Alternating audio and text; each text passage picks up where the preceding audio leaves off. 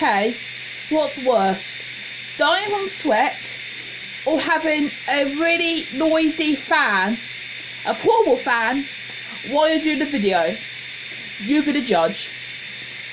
Oh, no way, I ain't gonna stand for this today. I'ma keep my head down, I'm okay. I don't wanna...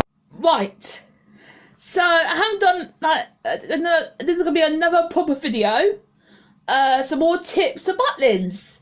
This one is gonna be for adults who go there with autism.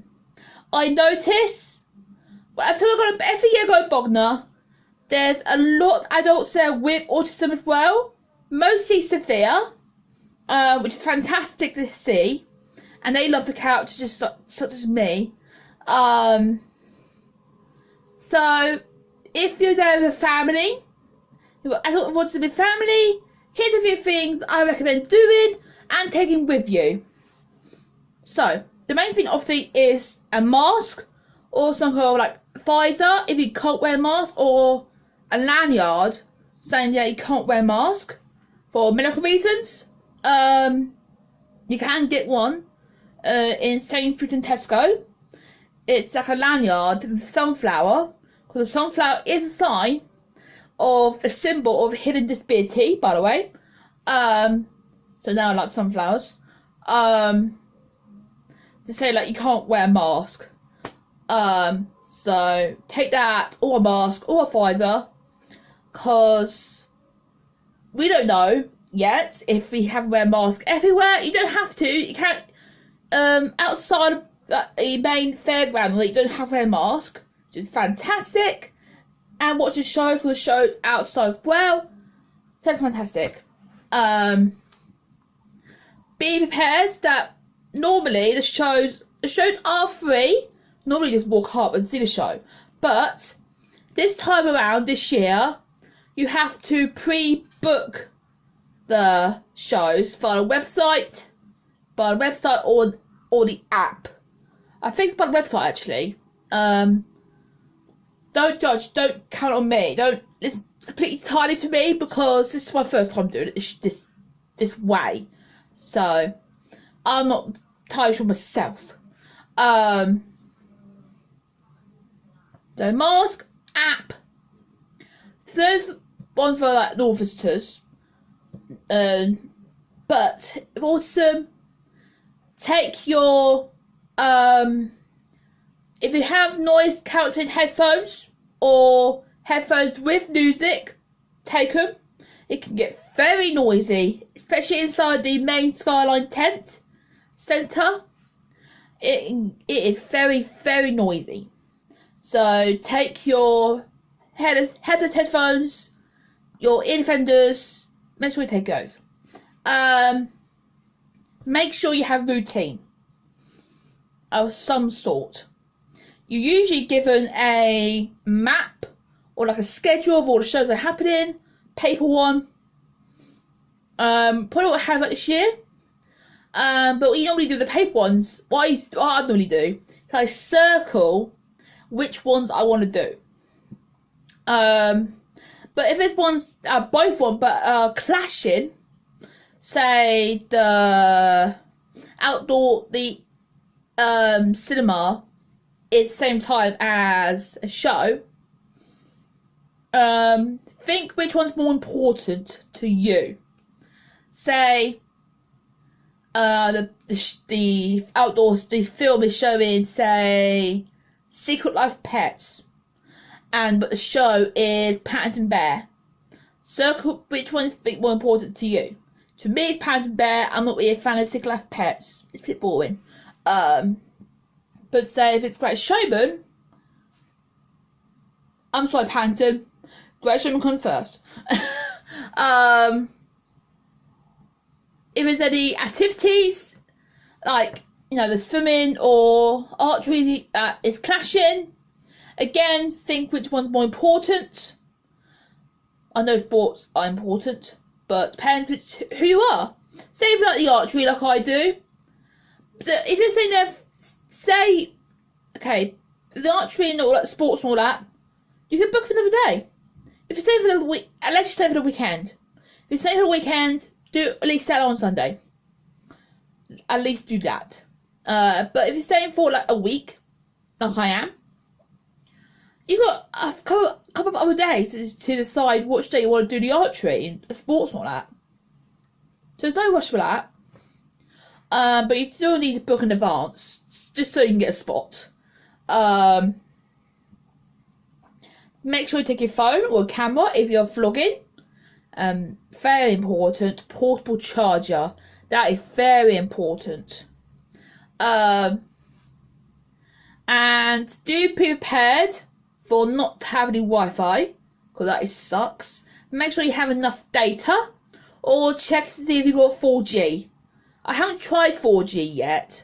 I'm not sure it'll work, but we'll try it. Either that, or I'm not sure you have enough data.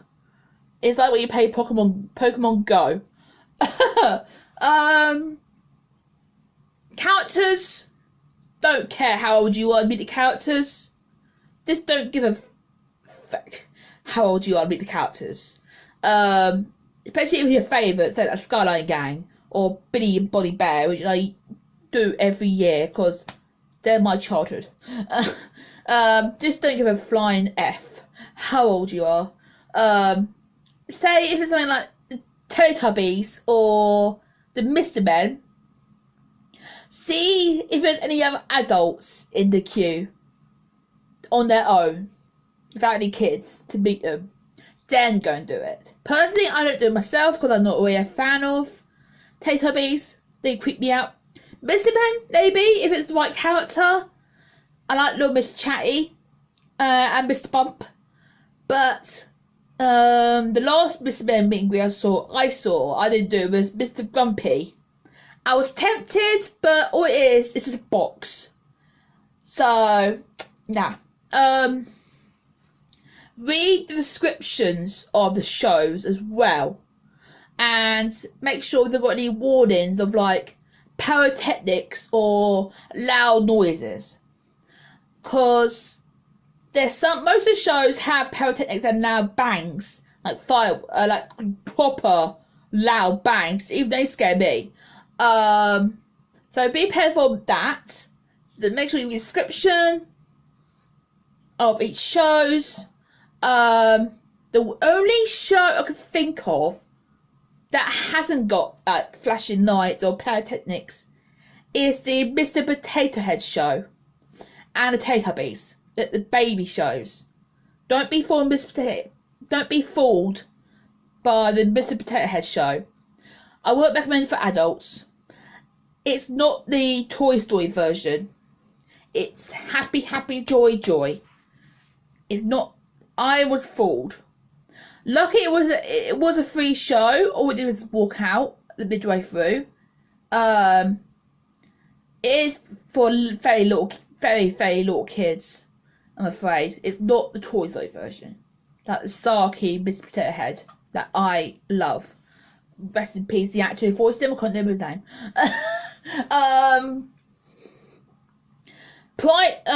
Get like the food.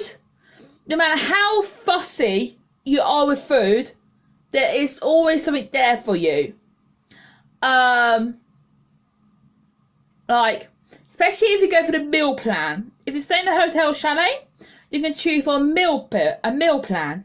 That means you'll get free breakfast and free dinner, like a buffet area, restaurant type thing. No matter how fussy you are, there is something there for you. Even if you've got like special diets, like say if you're allergic to gluten, allergic to wheat, allergic to dairy, whatever, there is something there for you. Or if you don't like spicy stuff, there's something there for you. I end up having bacon pancakes for breakfast because elite. Don't feed seagulls. Do not feed the seagulls. It's very tempting, but do not feed the seagulls. They are brutal. The rides. I know there's a ride. Some of the rides may look a bit intimidating. A couple of them are. But don't worry, you don't have to pay for the rides. There are little kiddie ones that adults can go on. There's like a tugboat ride. It just swings and then goes round.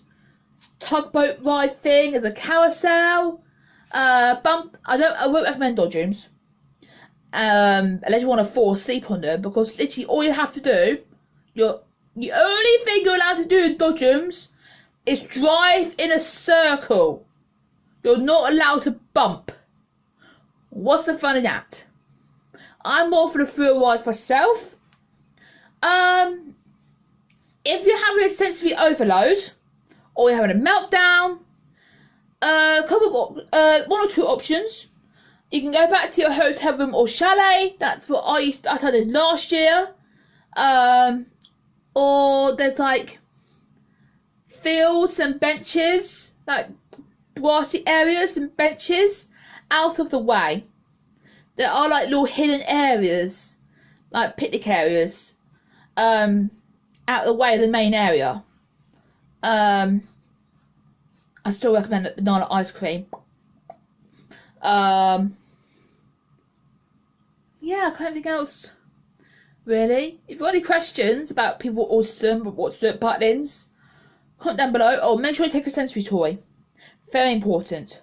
Some sort of sensory toy or stimming toy. Very important. Make sure you have some with you, unless you know Butlins very well like I do. Because you will get lost very easily. Yeah, any other questions, comment down below. I'll make more of these Butlins tips and hints, because I am the queen of Butlins. I should have that my tagline, my YouTube channel. That'd be hilarious. With that, oh, and also, I can't move much. I busted my ankle. I twisted it yesterday while walking up to the shop. That's dyspraxia for ya. I'll see you soon. So, okay, Big Red, over and out.